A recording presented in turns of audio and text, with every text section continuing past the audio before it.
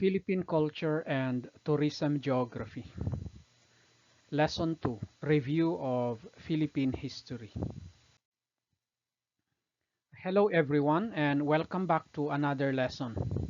Today we will be taking a journey through the different phases of Philippine history, from the pre-colonial era to the Spanish period and from the American period all the way to the Japanese occupation. Understanding these key historical periods will help us see how our culture has evolved and how each period left its unique mark on the Philippine identity. So let's get started. By the end of this lesson, you should be able to distinguish between the different periods of Philippine history: pre-colonial, Spanish, American, and Japanese.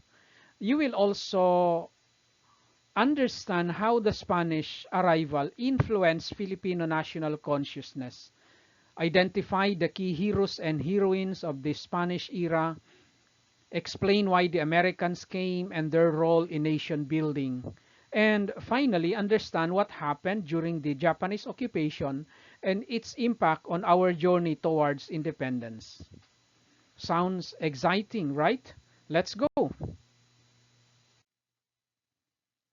Let's start with the pre-colonial period. Now picture this. Before the Spanish arrived, the Philippines was not a single unified country like it is today. Instead, it was composed of small independent communities called barangays. Each barangay was led by a local chief known as a datu. The people were traders, farmers, and fishers who traded with neighboring countries like China, India, and the Malay kingdoms. Culturally, it was a time rich in traditions, filled with oral epics like the Hudhud and written scripts like Baybayin. The early Filipinos also had their own belief systems, showing how deep our roots really go before colonization began. Now, let's move on to the Spanish period. The Spanish arrived in 1565, led by Miguel Lopez de Legazpi, who set up the first settlement in Cebu. Slowly, they expanded, eventually colonizing the entire archipelago. Under Spanish rule, we saw huge changes. First off, there was religion. Christianity, particularly Roman Catholicism, became the dominant belief system and remains so today. The Spanish replaced the barangay leadership with a more centralized system of governance, leading to better control over the islands. Economically, they imposed the encomienda system, which essentially turned many of our ancestors into forced laborers. On the bright side, they did establish schools, although education was mainly limited to the elite. One of the biggest impacts of Spanish rule was on Filipino national consciousness.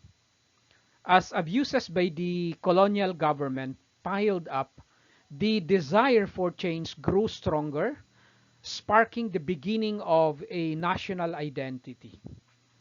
Let's talk about some of the key heroes of this time. Jose Rizal, for example, used his writings like Noli Me Tangere and El Filibusterismo to expose the abuses of Spanish colonial rule and awaken a sense of nationalism. Then there was Andres Bonifacio, who took a more direct approach by founding the Katipunan and leading the revolution against Spain. And let's not forget Gabriela Silang, who became a symbol of resistance after her husband's death, showing us that women also played crucial roles in the fight for freedom.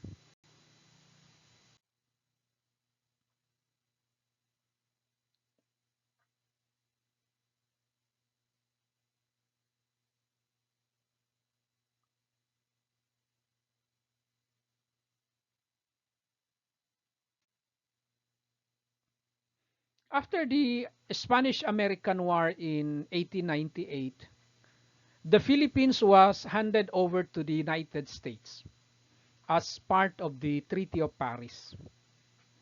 The Americans called this benevolent assimilation, aiming to bring education and progress to the Filipinos. Under American rule, the education system was a so massive expansion.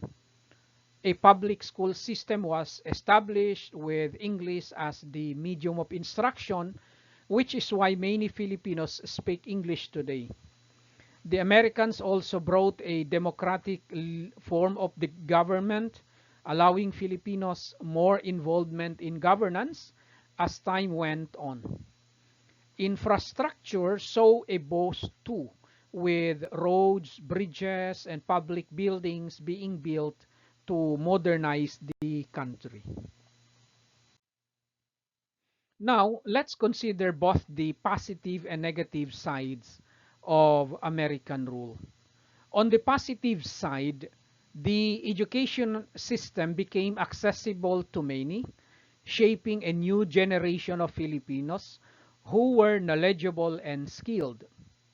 Public health systems were also introduced, leading to improvements in health and sanitation. However, there were challenges too. The country became economically reliant on the United States, which influenced everything from trade to culture. American culture also made its mark. Fast food, sports like basketball, and even the way we celebrate holidays were influenced by them. Next up, we have the Spanish occupation. When World War II broke out, the Philippines became a key battleground, and Japan occupied the country from 1941 to 1945. Some major events during this time were the Battle of Bataan and Corregidor, where Filipino and American forces fought against the Japanese, but eventually had to surrender. This led to the infamous Bataan Death March, where thousands of soldiers were forced to march to prison camps under brutal conditions. Despite the hardships, Filipino guerrillas continued to fight back, playing a vital role in resisting Japanese forces throughout the occupation.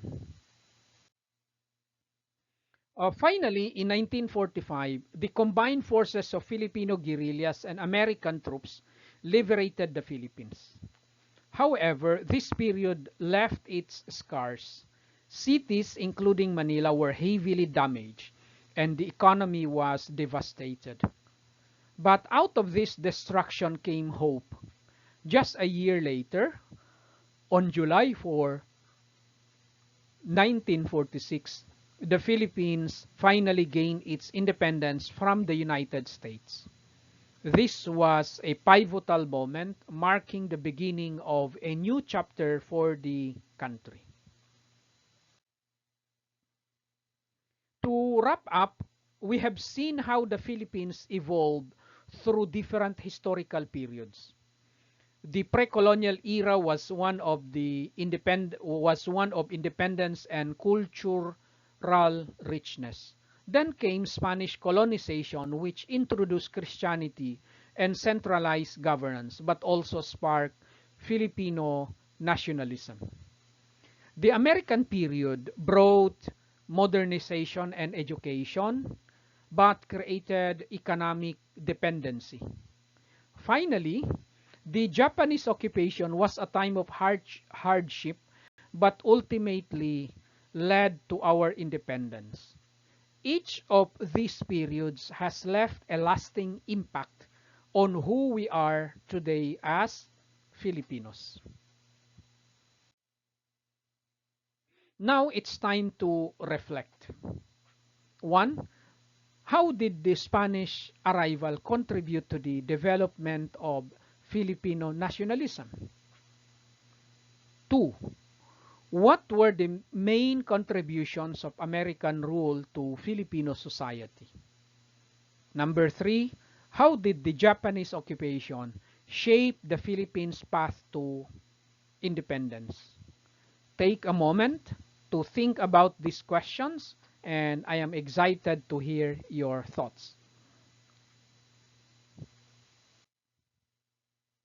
For your exercise, I want to I want you to work in groups and create a timeline highlighting key events from the pre-colonial period to the end of the Japanese occupation. Be sure to include important milestones in the development of Filipino national identity. It's a great way to visualize our history and see how each period connects to the next. Next meeting, we will proceed with our next lesson, that is lesson 3, which is a continuation of our review of Philippine history. But this time, we will deal with the liberation and contemporary Philippines and, of course, the Philippines today. So thank you and see you later.